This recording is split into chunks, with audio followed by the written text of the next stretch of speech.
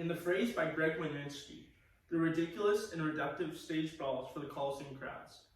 He meant by this a fast-paced and unpredictable game where anything and everything can happen. Herds of crowds gather to watch their team fight, battle, and win for the Stanley Cup. Fans are going crazy as your sense of adrenaline kicks in as your team scores the game-winning goal. I am talking none other than hockey.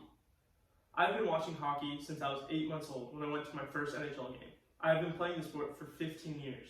However, it has not always been like this. Hockey has taken a dramatic change of identity throughout the years, through equipment, fighting, and skill level. Let's take a look about equipment and how it's changed throughout the years.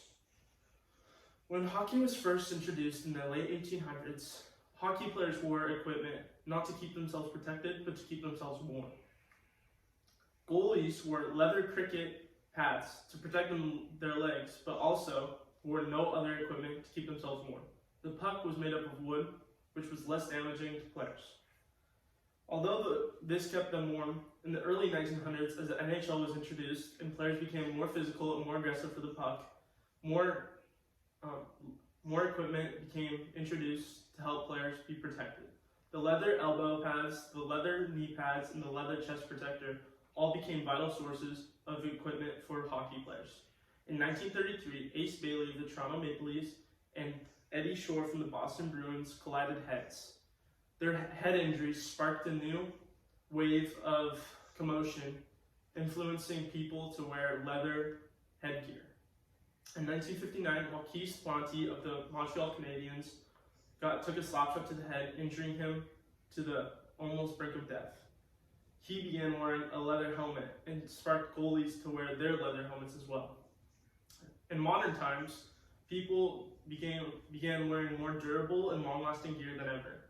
Fiberglass, invented after World War II, gave hockey players a new, durable, and long-lasting sense of equipment around the hockey community. Fiberglass sticks were also invented to create a faster shot and to handle the puck better for the player. Goalies began wearing cage masks and having lighter equipment to help them move better and control themselves better. Now that we've taken a look at equipment, let's take a look at fighting. In the late 1900s and early 2000s, fighting was one of the most popularized things about hockey. 669 fights would happen per season, and it would have a 50% chance of a fight every single game. Fighters were on the fourth line and called goons, who had the sole purpose of fighting.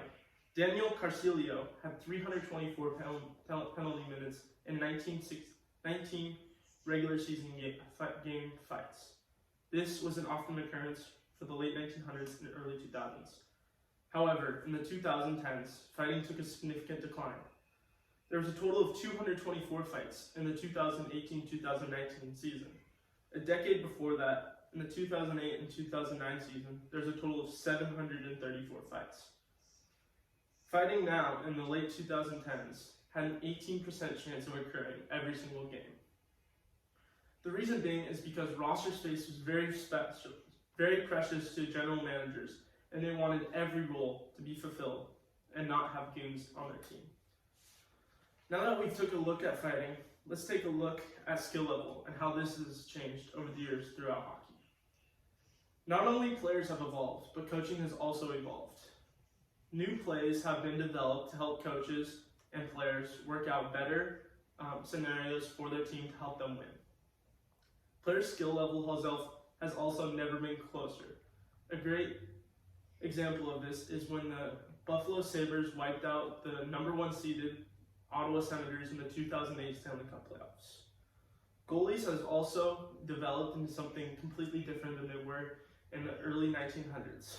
Goalies have had new gear and new saves that can help them have better positioning over the puck. Team accomplishment has been significantly higher in the NHL throughout the 2010s rather than individual play. Individual play such as Wayne Gretzky led their team to win the Stanley Cups in the 1970s. However, in the 2000s, team accomplishment has significantly rose and led coaches to select depth players rather than fourth-line goons to fight. Now that we've looked at all 3 skill levels.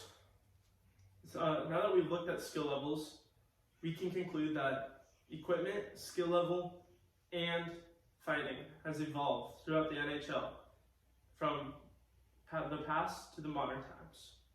Now that when you see a fast-paced, highly skilled, and very aggressive game, consider going to a hockey game where pucks are flying, bodies are flying, and gloves are flying. Thank you.